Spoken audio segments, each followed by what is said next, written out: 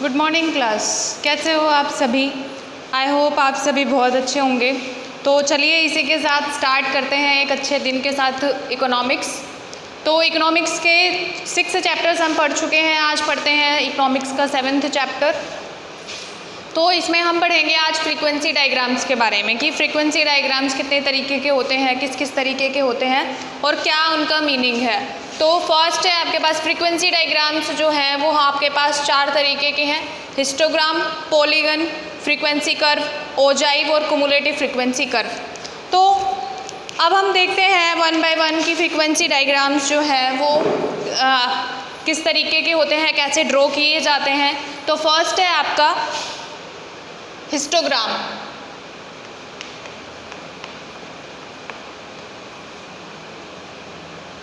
तो guys histogram क्या होता है। हिस्टोग्राम एक बार डायग्राम की तरह ही होते हैं, लेकिन हिस्टोग्राम में जैसे बार डायग्राम में चौड़ाई सबकी बराबर होती है, लंबाई जो है वो अलग अलग होती है हर बार की, ऐसा हिस्टोग्राम में नहीं होता। हिस्टोग्राम में आपकी जो लंबाई और चौड़ाई है दोनों मैटर करती हैं, ठीक है, दोनों अलग अलग हो सकती हैं।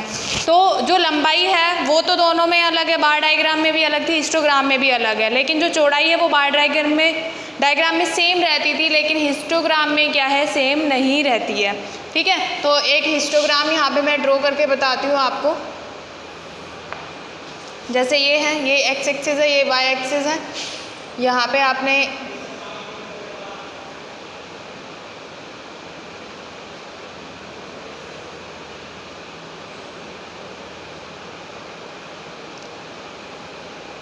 ये आपको मिल रहा है कि यहाँ पे जो चौड़ाई है, जो विड्थ है इनकी, ब्रेड्थ जो इनकी है वो क्या है, इक्वल है, ठीक है।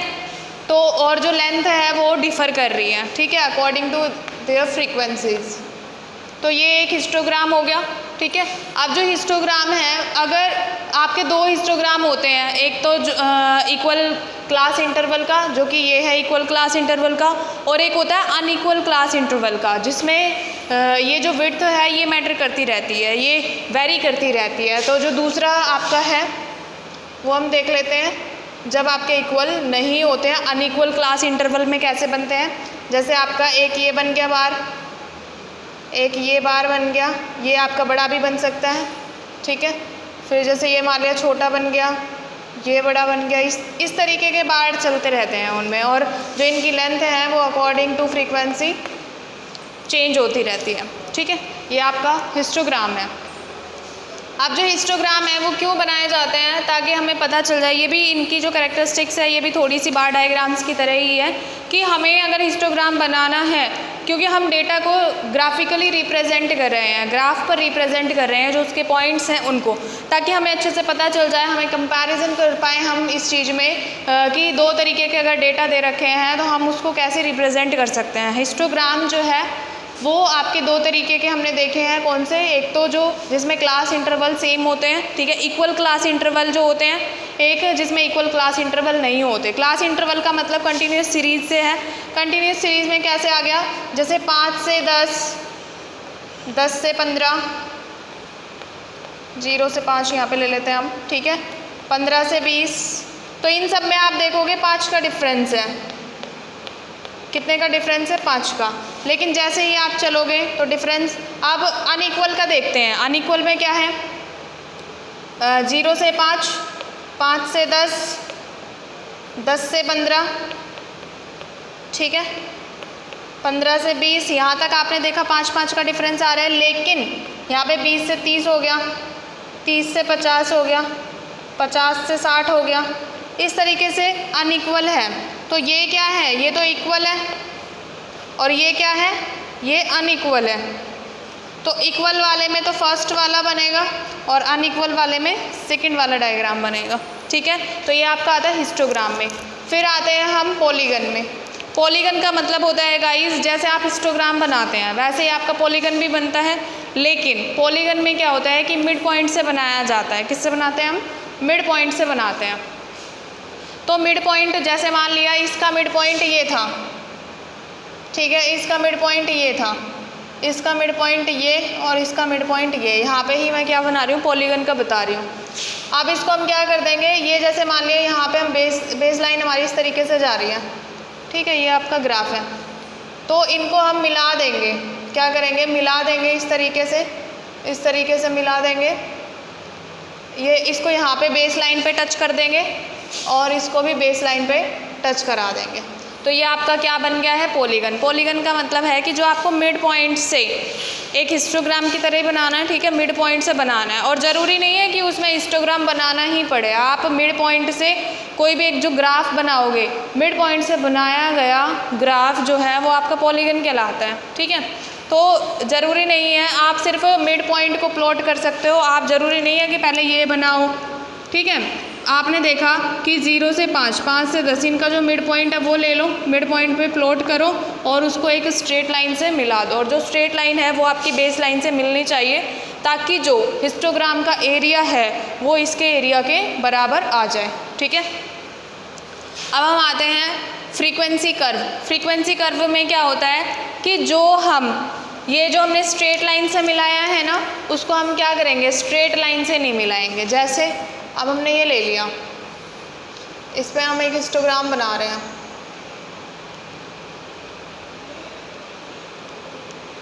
जैसे ये हम हिस्टोग्राम यहाँ पे कंस्ट्रक्ट कर रहे हैं, ठीक है। अब इसके मिड पॉइंट ये है, ये मान लिया ग्राफ ही ले लिया हमने पूरा, इसके मिड पॉइंट हमें यहाँ मिल गए हैं, ठीक है। ये हमने यहाँ पे लिया, एक मिड पॉइंट हमें यहाँ मिल गया। तो अब हम क्या करेंगे, पहले हम स्ट्रेट लाइन देख रहे थे, अब हमें स्ट्रेट लाइन से नहीं करना, अब हमें क्या करना है, फ्री हैंड। इसमें तो हम स्केल से करेंगे, फुट रूल से करेंगे, इसमें स्केल से नहीं करेंगे, इसमें फ्री हैंड करेंगे, ठीक है। तो इसमें फ्री हैंड क्यों करते हैं, इसमें भी हम यहाँ पे मिला देते हैं, ताकि ये जो है इसका पॉलीगन के जो एरिया है उसके बराबर ही इसका एरिया आ जाए। अब इसमें जो फ्री हैंड से हम इसलिए करते हैं कि जो इसके एंगल बन रहे थे ना, ये जो एंगल बन रहे थे, ये जो एंगल बन रहे थे, ये एंगल को ख़त्म करने के लिए हम क्या करते हैं, फ्रीक्वेंसी कर्व का यूज़ करते हैं। तो अब हमने इसलिए इसको फ्री हैंड से बनाया। तो आपका जो अब फ्री हैंड बनेगा वो इस तरीके से या किसी तरीके से बन सकता है, ठीक है। जो फ्री हैंड से बनाओगे वो तो फ्रीक्वेंसी कर्व हो गया, और जो स्ट्रेट लाइन से आप ड्रॉ कर रहे हो वो आपका पॉलीगन हो गया, ठीक है। मिड पॉइंट से जब आप स्ट्रेट लाइन निकाल रहे हो तो पॉलीगन, और मिड पॉइंट से स्ट्रेट लाइन नहीं निकाल रहे, फ्री हैंड से कर रहे हो, फ्री हैंड से कर्व बना रहे हो उसकी एंगुलरिटी को ख़त्म करने के लिए, तो वो आपका हो गया फ्रीक्वेंसी कर्व, ठीक है। उसके बाद आता है फोर्थ आपका ओजाइव और cumulative frequency curve. Ogive guys इसको ओ गिव मत पढ़ना, ये ओजाइव है, ठीक है। ओजाइव और कुमुलेटिव फ्रीक्वेंसी कर्व दोनों एक ही हैं।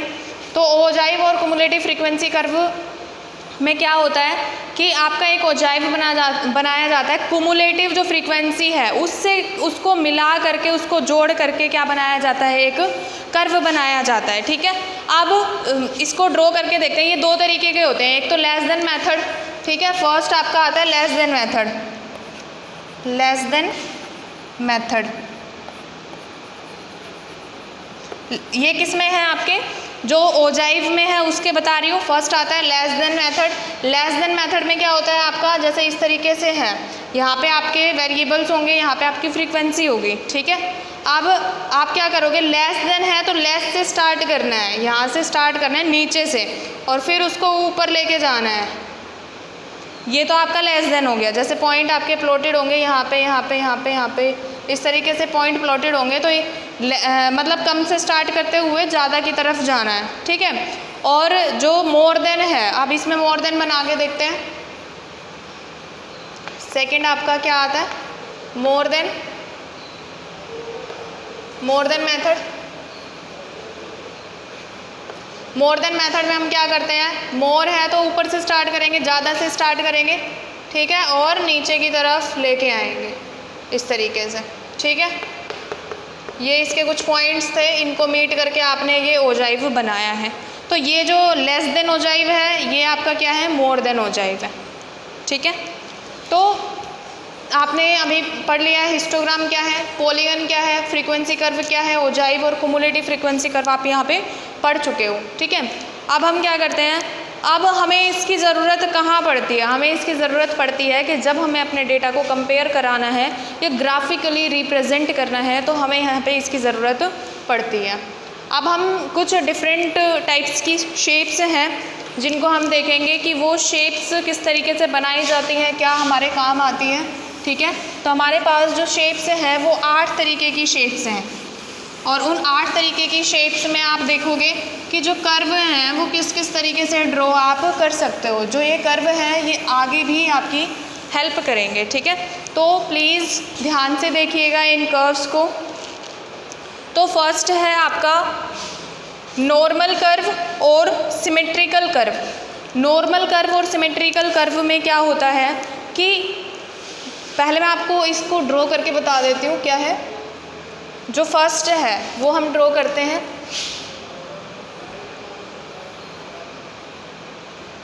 गाइस ये आपका एक्स एक्सिस है, ये आपका वाई एक्सिस है।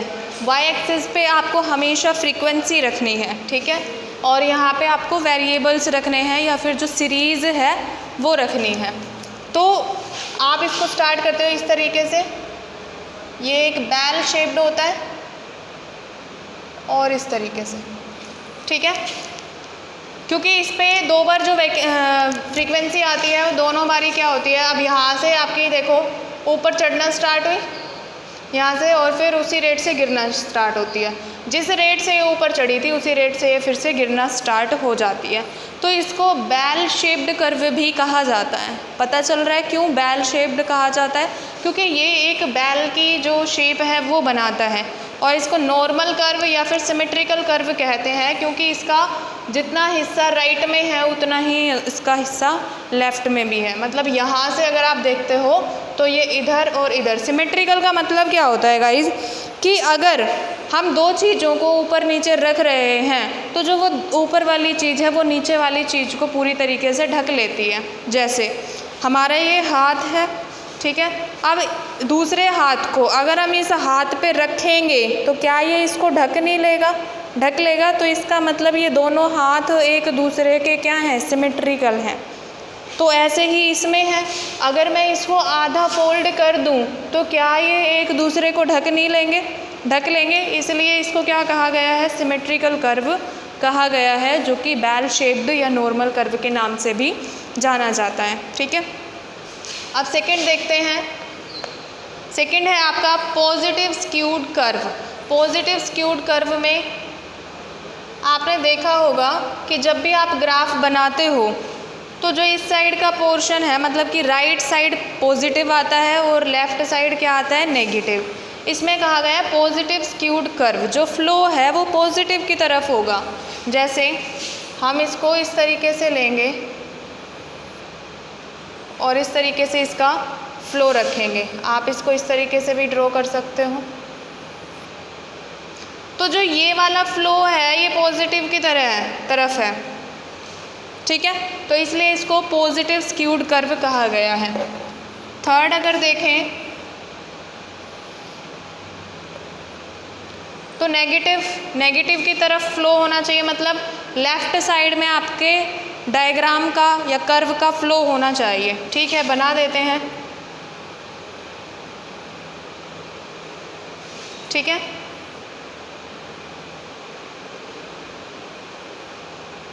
ये गाइस थोड़ा सा यहाँ पे इस तरीके से हम बना लेते हैं। ठीक है, तो ये जो फ्लो है ये लेफ़्ट की तरफ है तो नेगेटिव। ठीक है, अगर ये राइट की तरफ है तो पॉजिटिव। क्लियर हुआ? ये कर्व है। फोर्थ कर्व हम बनाते हैं यू शेप्ड कर्व। ठीक है, नाम से ही पता चल रहा है क्या बनाना है आपको? यू शेप का कर्व बनाना है। तो आइए देखते हैं।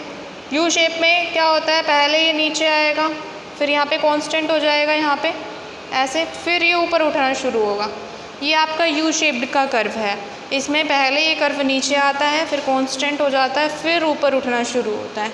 ठीक है, जैसा कि इंग्लिश अल्फ़ाबेट यू की शेप इसमें आ रही है। ठीक है, तो इसलिए इसका नाम क्या दिया गया है? यू शेप्ड कर्व दिया गया है। नेक्स्ट है आपका by model curve. By model curve, by का मतलब होता है 2। क्या मतलब होता है बाई का? 2।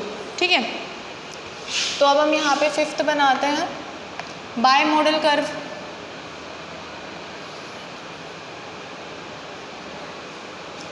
अब देखिए ये एक्स एक्सिस है आपका, ये वाई एक्सिस है। अब आप यहाँ से स्टार्ट करोगे, इसमें आपकी दो फ्रीक्वेंसी होती है हाईएस्ट, जो हाईएस्ट दो फ्रीक्वेंसी होती है वो शो होती है इसमें। तो बाई मॉडल है, बाई मतलब दो फ्रीक्वेंसी हाईएस्ट, एक तो यहाँ पे और दूसरी यहाँ पे। इक्वल मत बना देना इसे, ठीक है। जो हाईएस्ट जो पीक पे होती हैं वो दो फ्रीक्वेंसी होती हैं, एक तो ये और एक ये। इसी वजह से इसको क्या कहा जाता है, बाई मॉडल कर्व कहा जाता है, ठीक है। नेक्स्ट आते हैं 6th पे, जे शेप्ड कर्व। नाम से ही पता चल रहा है। अब जे शेप्ड में इस तरीके का कर्व बनता है, आ रहा है जे की शेप, ठीक है। तो इसलिए ये क्या होता है कि आप इस तरीके से नीचे से हमेशा जब भी कर्व आप देखते हो तो कैसे देखना है, आपको लेफ़्ट टू राइट देखना है, ठीक है। तो अब इस कर्व को देखें तो ये नीचे से कहाँ की तरफ जा रहा है, ऊपर की तरफ बढ़ रहा है, ठीक है। तो इसलिए अब वैसे तो शेप देखने में क्या है, जे शेप्ड है। 7th पे आते हैं, 7th में बताता है कि ये जो जे शेप्ड है ये भी तो उल्टा हो सकता है, रिवर्स जे शेप्ड आ जाए। तो रिवर्स में क्या होगा, ये यहाँ से आ जाएगा उल्टा जे, ठीक है। तो ये रिवर्स जे शेप्ड कर्व है। उसके बाद 8th पे आते हैं मिक्स्ड कर्व, मतलब कि पता नहीं चलता, बहुत सारे कर्व का मिक्सचर है, या फिर मल्टी मॉडल कर्व। देखो बाई मॉडल में हमने पढ़ा था 2 पीक पॉइंट है, ठीक है। मल्टी मॉडल में कई सारे पीक पॉइंट होंगे, अप्स भी होंगे, डाउन्स भी होंगे, तो अप्स एंड डाउन्स चलते रहते हैं इसमें। तो इसमें हम इस तरीके से कर सकते हैं कि ये यहाँ पे आया, फिर यहाँ, तो इस तरीके से मल्टी मॉडल कर्व इसको कहा जाता है, ठीक है। जिसमें अप्स एंड डाउन्स चलते रहते हैं, यहाँ अप हुआ, फिर और अप हुआ, फिर डाउन आ गया, ऐसे ये चलते रहते हैं। तो आज हमने पढ़ा फ्रीक्वेंसी डायग्राम्स में हिस्टोग्राम पढ़ चुके हैं। हिस्टोग्राम में हमने देखा कि जो बार्स हैं वो बनाए जाते हैं, लेकिन उनकी लंबाई चौड़ाई दोनों मैटर करती है। जैसा कि बार डायग्राम में था, ऐसा नहीं है। जो रेक्टेंगल्स बनाए जाते हैं उनकी लंबाई और चौड़ाई अकॉर्डिंग टू डेटा चेंज होती रहती है, ठीक है। उसके बाद हमने पढ़ा पॉलीगन। तो पॉलीगन में क्या था कि जो भी आप डेटा प्रिपेयर कर रहे हो उनका मिड पॉइंट हमें निकालना है। मिड पॉइंट से फिर आपको वो मिड पॉइंट हिस्टोग्राम पे प्लॉट करने हैं, उससे एक स्ट्रेट लाइन खींचनी है जो कि बेस लाइन को टच करती हो।